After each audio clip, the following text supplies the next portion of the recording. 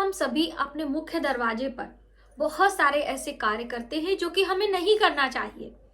मुख्य दरवाजे पर जल छिड़कना, मुख्य दरवाजे पर दीप लगाना, मुख्य दरवाजे पर स्वास्तिक बनाना, मुख्य दरवाजे पर गणेश जी की प्रतिमा या चिन्ह लगाना हमारे लिए अच्छा होता है कि नहीं। बहुत सारा कंफ्यूजन मुख्य दरवाजे को लेकर आप सभी के मन में है।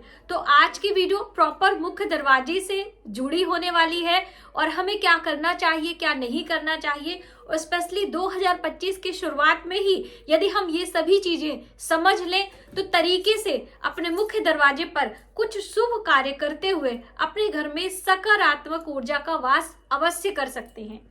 नमस्कार, वेलकम टू माय चैनल। मैं हूं मनीषा। दोस्तों, आज की वीडियो मुख्य दरवाजे से संबंधित होने वाली है कि हमें दीप कब लगाना चाहिए, दरवाजे पर जल जो हम छिड़कते हैं, छिड़कने का सही तरीका होना चाहिए। तो एक एक करके हम जानते हैं। सबसे पहले हम बात करेंगे मुख्य दरवाजे पर भगवान गणेश की प्रतिमा के बारे में, क्योंकि बहुत सारी बहनें पूछ रही थी कि दीदी हमारे मुख्य दरवाजे पर गणेश जी की प्रतिमा लगाना है या फिर हम लगा चुके हैं तो क्या हमारे लिए अच्छा है कि नहीं। तो देखिए, मुख्य दरवाजे पर हम सिर्फ शुभ चिन्ह बना सकते हैं। किसी भी देवी देवता की प्रतिमा आपको नहीं लगानी चाहिए। आप कोई जैसे फिटकरी हम बात करें, आप टांग सकते हैं। हम बात करें, आप वहां पर सेंधा नमक कहीं छुपा कर रख सकते हैं। एक लोटा जल भर के आप रख सकते हैं। ये सारी चीजें करने से आपके घर में सकारात्मक ऊर्जा आती है। लेकिन भगवान गणेश को हम रखते हैं, वो हमारे लिए अच्छा नहीं होता है। क्यों नहीं अच्छा होता वो भी हम आपको बताएंगे, क्योंकि भगवान गणेश की पूजा कभी भी अकेले नहीं की जाती है। ठीक है, भगवान गणेश के पीछे दरिद्रता का वास होता है। भगवान गणेश की पूजा इसीलिए लक्ष्मी जी के साथ में होती है। भगवान गणेश की पूजा उनके माता पिता यानी माता पार्वती भगवान शिव के साथ में होती है, या फिर उनकी जो पत्नियां हैं रिद्धि सिद्धि के साथ में भगवान गणेश की पूजा की जाती है। तो इसलिए अकेले हम भगवान गणेश की प्रतिमा लगाते हैं और उनके पीठ यानी मुख्य द्वार पर बाहर उनका चेहरा होता है और उनकी पीठ की तरफ हमारा घर होता है। तो ये हमारे लिए इस तरह से भी हम देखें तो हमारे लिए अच्छा नहीं होता है। इसलिए ये गलती आप ना करें। ठीक है, अब दूसरी अहम बात कि हम फिर क्या बनाएं, क्या ऐसा करें कि हमारे घर में शुभता आए। क्योंकि देखिए, मुख्य दरवाजे से ही सकारात्मक नकारात्मक ऊर्जा का वास होता है और हम सभी अपने मुख्य दरवाजे पर हमेशा आते जाते हैं। तो इसीलिए देखिए, जब हमारा घर बनता है, नए घर का निर्माण होता है, तो जो मुख्य दरवाजा होता है वो अन्य दरवाजों से सबसे बड़ा होता है, छोटा नहीं होता है। सबसे बड़ा मुख्य दरवाजा होता है। तो मुख्य दरवाजे पर साफ सफाई, मुख्य दरवाजे पर ऐसी कोई चीजें आप ना रखें कि आते जाते आपकी निगाहें उस पर पड़े और उसकी ऊर्जा हमारे लिए अच्छी ना हो। ठीक है, ये पहला कंडीशन तो आप सभी को पता होना चाहिए। और दूसरा, मुख्य दरवाजा ही नहीं पता है कि कौन सा होना चाहिए, जो फ्लैट में रहते हैं उनका या फिर जो अपने ही घर में रहते हैं उनको। तो देखिए, जब हमारे घर की बाउंड्री होती है, बाहर लोहे का गेट होता है और उसके बाद फिर आपके घर एंट्री का एक गेट होता है। तो यदि आपके घर बाउंड्री है, बाहर लॉन है और बाहर लोहे का गेट लगा है, तो वहां पर यम का दीपक लगाते हैं। लेकिन हर दिन जल छिड़काव करने के लिए, वो करने के लिए आप अपने जो दूसरा वाला गेट है वहां भी कर सकते हैं। ऐसा नहीं कि सुबह 4 बजे ब्रह्म मुहूर्त में आप बिल्कुल बाहर का गेट खोल दीजिए और कोई जीव जंतु, कोई ऐसी चीज आके आपको नुकसान पहुंचा जाए। तो ये भी हमें ध्यान में रखना है। दूसरी अहम बात कि मुख्य दरवाजे पर हम शुभ चिन्ह लगा सकते हैं। हमारे हिंदू सनातन धर्म में बहुत सारे ऐसे शुभ चिन्ह हैं जो कि हम अपने मुख्य दरवाजे पर अंकित कर सकते हैं।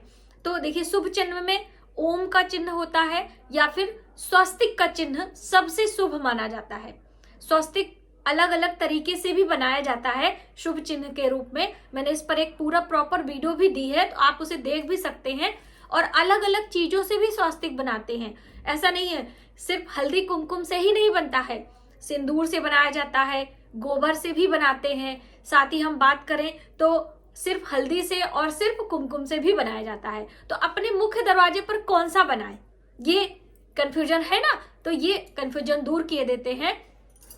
शुभ तिथियों में हल्दी से स्वस्तिक बनाएं और स्वस्तिक हमेशा दोनों तरफ बनाते हैं। जैसे हम आपको पिक्चर में दिखा रहे हैं, दोनों तरफ, राइट एंड लेफ्ट, दोनों तरफ आपको स्वस्तिक बनाना है और बहुत बड़ा नहीं कि इतना बड़ा सा बना दीजिए, छोटू सा स्वस्तिक बनाकर, बिंदी लगाकर, उसमें हल्दी कुमकुम का तिलक करके, चावल अक्षत चढ़ाकर, धूप दीप दिखाकर उसे चार्ज भी करना होता है। ऐसा नहीं एक बार आपने बना दिया और पूरा सालों साल नहीं, एक स्वस्तिक कम से कम 1 महीना ही चलता है, उसके बाद उसको फिर से रिचार्ज करते हैं, यानी कि फिर से उस पर आपको हल्दी कुमकुम चढ़ाकर धूप दीप दिखाना होता है। ये तो स्वस्तिक का है।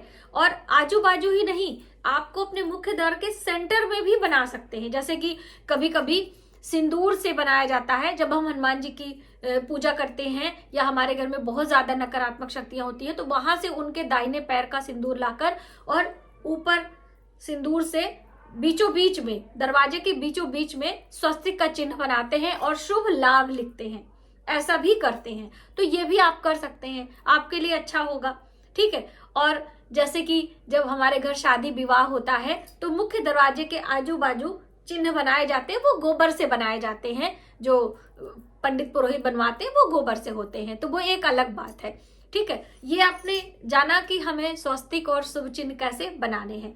अब बात करते हैं बंधनवार की। तो देखिए, अपने मुख्य द्वार को हमेशा आप सजा के रखें, बंधनवार लगा के रखें। तो बंधनवार में जो पत्तों के बंधनवार होते हैं वो सबसे शुभ माने जाते हैं। आम के पत्ते के, अशोक के पत्ते के बंधनवार अपने हाथों से बनाकर, मैंने सारी चीजें आपको चैनल पर दी है, हाथों से मौली के धागे से बंधनवार बनाएं और उसमें हल्दी कुमकुम का तिलक, टीका भी लगा सकते हैं। मुख्य दरवाजे पर भी बिंदियां लगाई जाती हैं, 10 बिंदियां आप लगा सकते हैं टीका के रूप में, बहुत ही अच्छा होता है।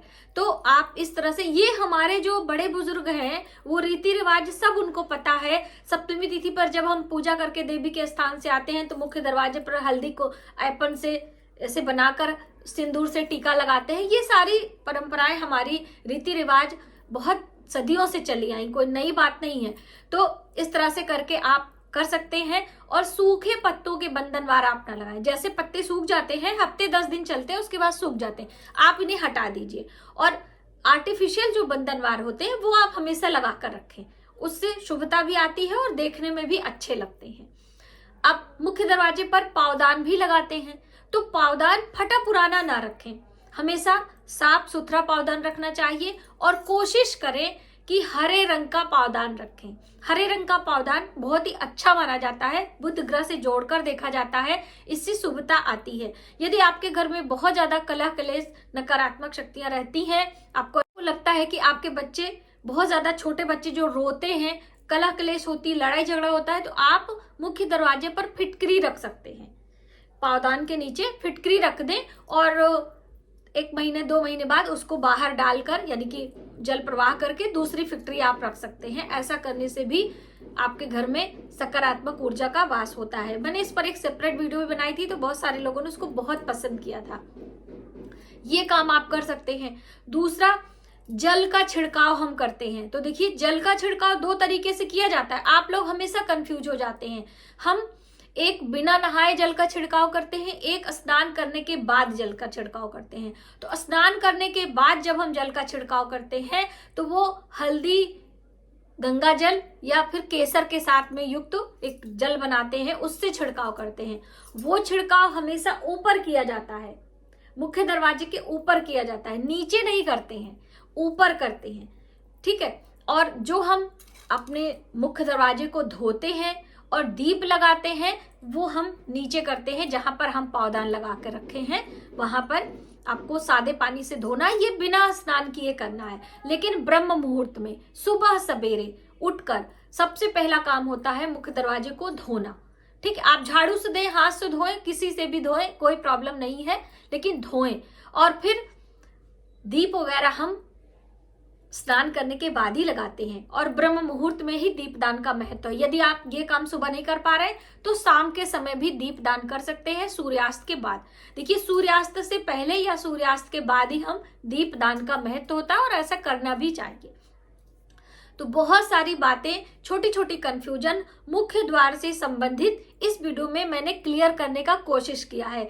यदि आपको वीडियो थोड़ी सी भी हेल्पफुल लगे तो प्लीज वीडियो को ज्यादा से ज्यादा लोगों में शेयर करें और आने वाले वीडियो के लिए सब्सक्राइब करें। और 2025 से पहले पहले आप ये सभी कार्य अपने घर में करना प्रारंभ कर दें।